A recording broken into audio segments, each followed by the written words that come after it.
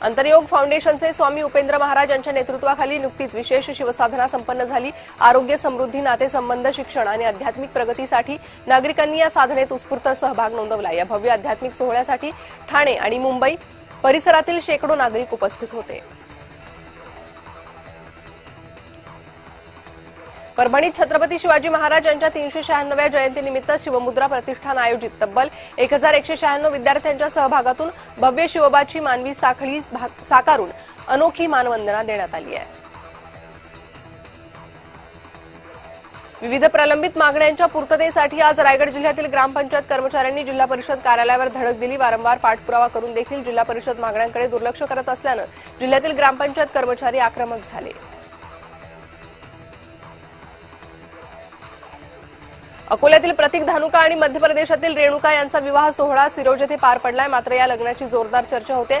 नवरदेवाची उंची 4 फुटाहून कमी आहे तर नवरीची उंची 3.3 फूट अशी आहे। या गोड जोडीनं सर्वांचं लक्ष वेधून घेतलंय। वर्ध्याच्या आर्वी शहरातील स्टेशन वॉर्ड परिसरात रेबीजग्रस्त कुत्र्यानं हैदोस घातलाय। 6 लहान मुलांसह तब्बल 18 जणांना चावा घेतलाय। सर्व जखमींवर रुग्णालयात उपचार सुरू असताना गंभीर जखमी असलेल्या एका बालकाचा मृत्यू झाला। या घटनेनंतर शहरात भीती आणि संतापाचं वातावरण पसरलंय।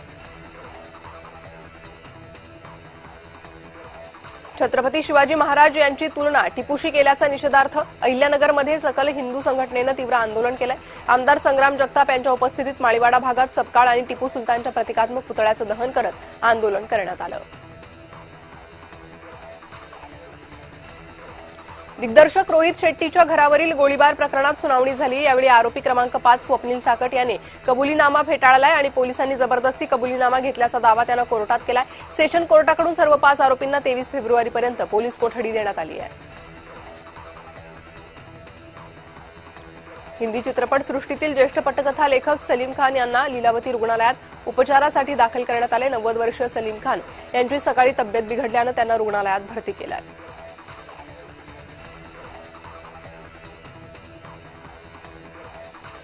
ठाणे ते नाशिककडे जाणाऱ्या मार्गावरील साकेत खाडीचा नवीन पूल वाहतुकीसाठी खुला झालाय। ठाणे जिल्हाधिकारी श्रीकृष्ण पांचाळ आणि वाहतूक विभागाचे उपायुक्त पंकज शिरसाट यांच्या उपस्थितीत हा पूल खुला करण्यात आला।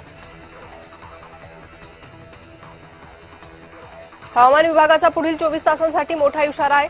कमाल तापमानात वाढ होऊन उन्हाच्या झळा वाढणार आहे। कोकण आणि मुंबईत पारा वाढण्याची शक्यता आहे। अजित पवारांच्या विमानात 2 स्वतंत्र फ्लाईट रेकॉर्डर होते। अपघातावेळी दोन्ही रेकॉर्डर दीर्घकाळ तीव्र उष्णतेच्या संपर्कात आल्यामुळे त्यांचं नुकसान झालंय। मात्र फ्लाईट रेकॉर्डर प्रयोगशाळेत यशस्वीरित्या डाउनलोड करण्यात आल्याची माहिती AAIBनं दिली आहे।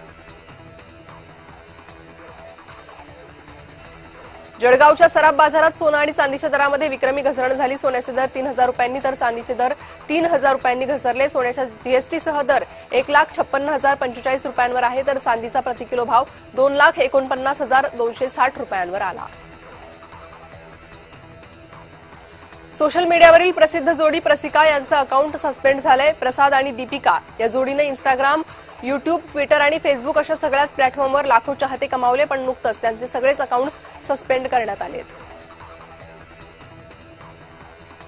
कोल्हापुरात निवडणूक भत्ता न मिळालेल्या राखीव कर्मचाऱ्यांनी शुक्रवारी महापालिकेसमोर शंखनाद आंदोलन केलंय। महानगरपालिकेची निवडणूक होऊन 1 महिना पूर्ण झाला तरी निवडणुकीसाठी कार्यरत असणाऱ्या राखीव कर्मचाऱ्यांचा भत्ता मिळालेला नाही। यावरून आक्रमक होत हे आंदोलन करण्यात आलंय।